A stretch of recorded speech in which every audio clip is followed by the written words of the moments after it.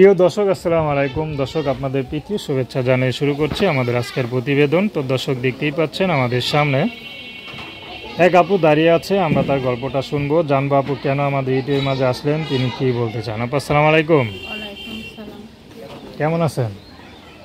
ভালো। আপু, আপনার নাম কি? আমার নাম খাদিজা। খাদিজা, খুব সুন্দর নাম। খাদিজা আপা, আমাদের ইউটিউবে কেন আসলেন? আসছি অনেক কষ্ট করে আসছি। কি কষ্ট করে আসছেন?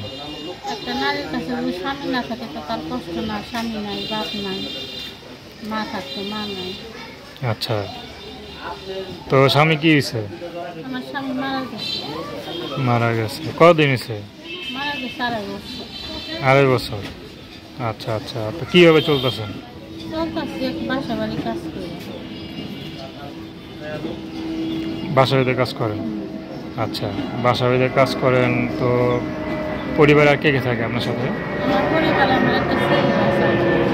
আর কেউ নেই?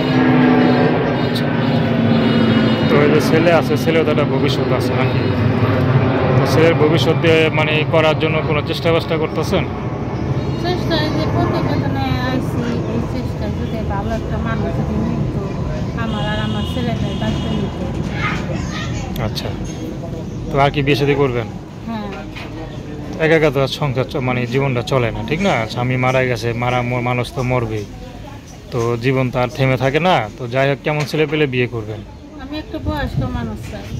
আচ্ছা, বয়স্ক মানুষ স্ত্রীরই বুঝে কতটা বুঝে। কতটা বোঝে আর কি। আচ্ছা, তো এখন আগে ভালো ছিলে না এখন ভালো আছেন? আগে ভালো আসছিল, এখন খুব কষ্টের মধ্যে আসছে।